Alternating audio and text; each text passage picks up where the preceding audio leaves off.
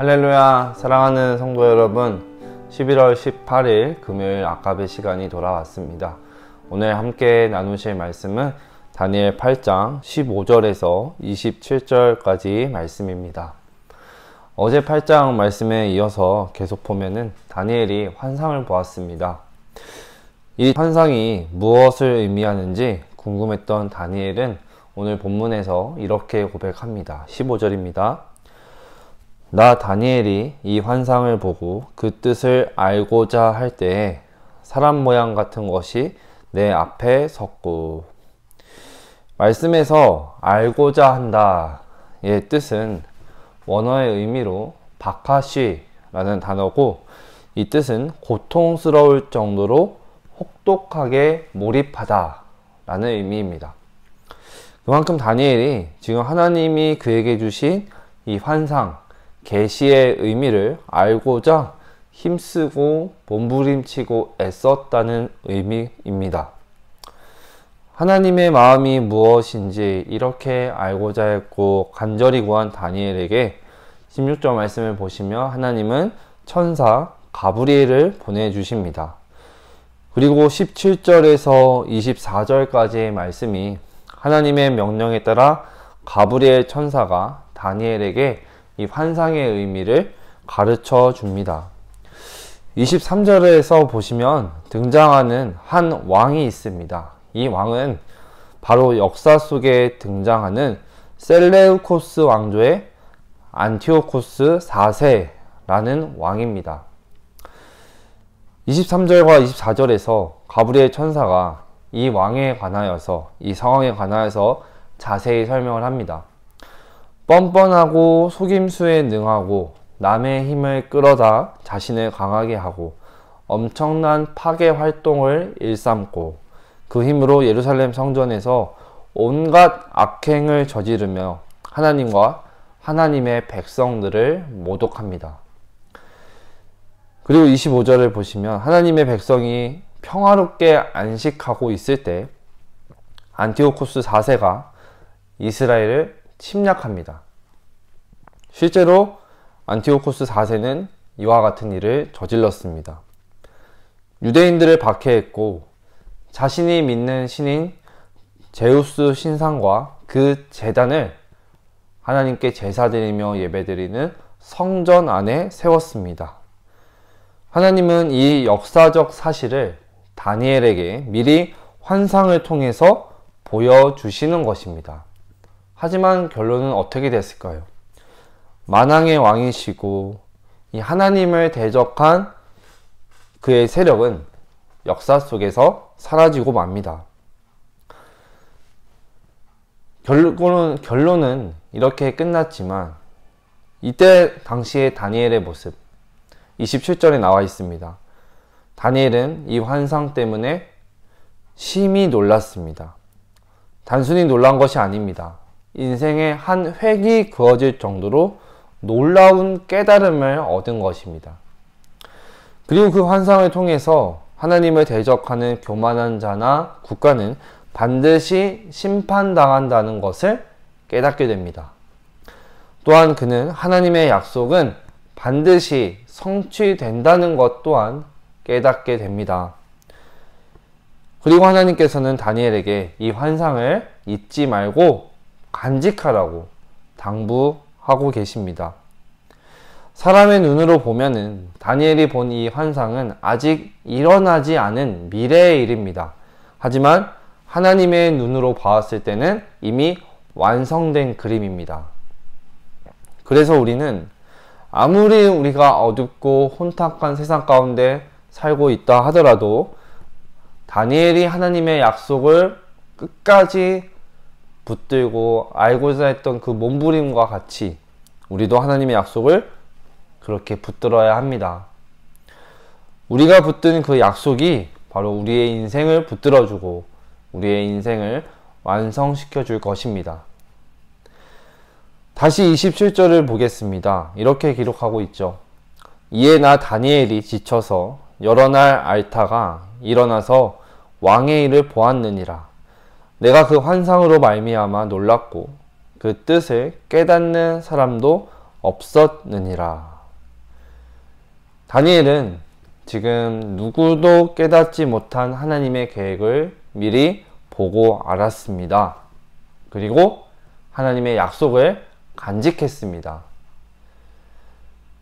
그래서 혼란스러운 이 시대 속에서도 하나님만을 신뢰하는 믿음으로 살아갈 수 있었고, 어떠한 절망스러운 상황 속에서도 다니엘은 무너지지 않을 수 있었습니다.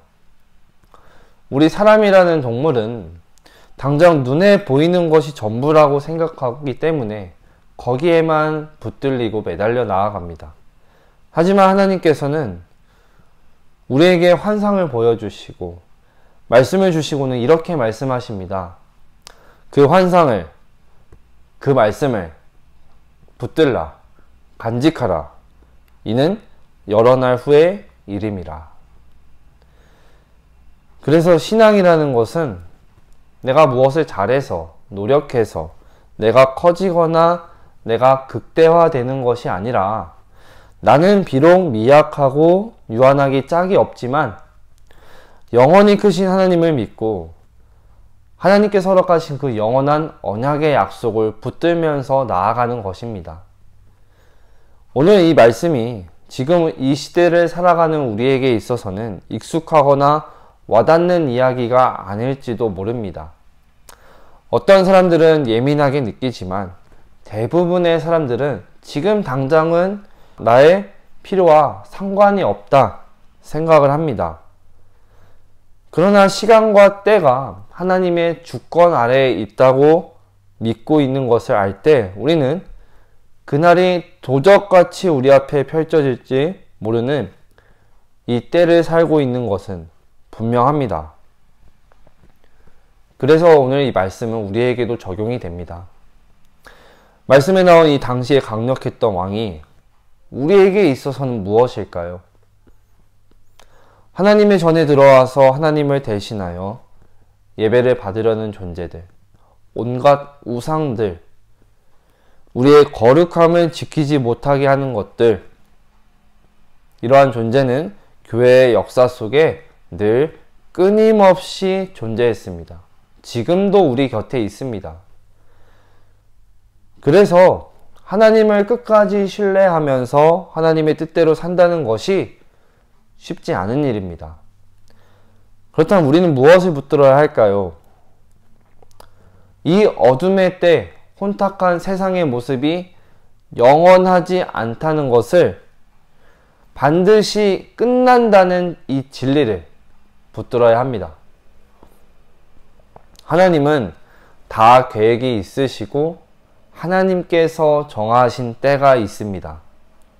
그 과정에서 때로는 언뜻 지는 것 같아 보여도 결국에는 하나님이 승리하십니다. 순양의 시대도 지나갔고 염소의 시대도 지나갔습니다.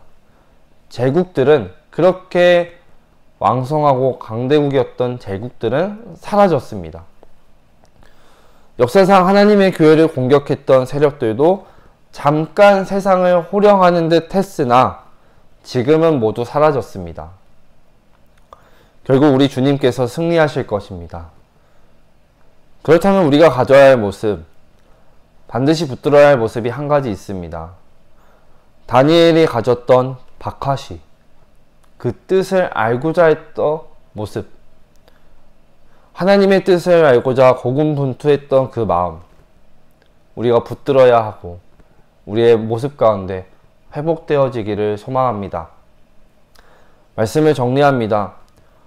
코로나로 인해서 지금은 우리가 점차 회복되고 있지만 아직은 우리가 면밀히 우리 주변을 살펴보면은 신앙의 모습이 아직 많이 위축되어 있는 것을 쉽게 볼 수가 있습니다. 그러나 모든 주권은 하나님의 손에 달려 있고 우리는 이 땅에 두 발을 딛고 사는 존재이지만 영원한 언약의 약속을 받은 하나님의 자녀, 하나님 나라의 상속된 백성이라는 것을 기억하셨으면 좋겠습니다. 이 정체성을 기억하고 붙들면서 위축된 모습에서 다시 일어나서 하나님께서 이미 우리에게 언약의 약속으로 허락하신 이 진리의 말씀, 다니엘이 가졌던 이 박화시의 모습, 하나님의 뜻을 알고자 고군분투하며 애쓰고 힘썼던 모습과 같이 삶 속에서 오늘 우리의 삶의 자리에서 하나님의 말씀을 치열하게 사수하고 사모하여 신앙을 사수하며 나아가는 복된 삶의 발걸음들이 되기를 간절히 소망합니다. 기도하겠습니다. 하나님 감사합니다. 오늘도 연약하고 부족한 저희들에게 주의 진리의 말씀을 깨닫게 하시고 또 붙들게 하시고 다시 한 걸음 더 하나님께 가까이 나아갈 수 있도록 은혜를 허락하시니 감사합니다. 하나님, 다니엘이 살았던 그 시대나 지금 우리가 살고 있는 이 세상이나 어둡고 혼탁하고 혼란스러운 것은 여전합니다. 우리의 신앙을 방해하는 것들이 여전히 우리 곁에 존재합니다.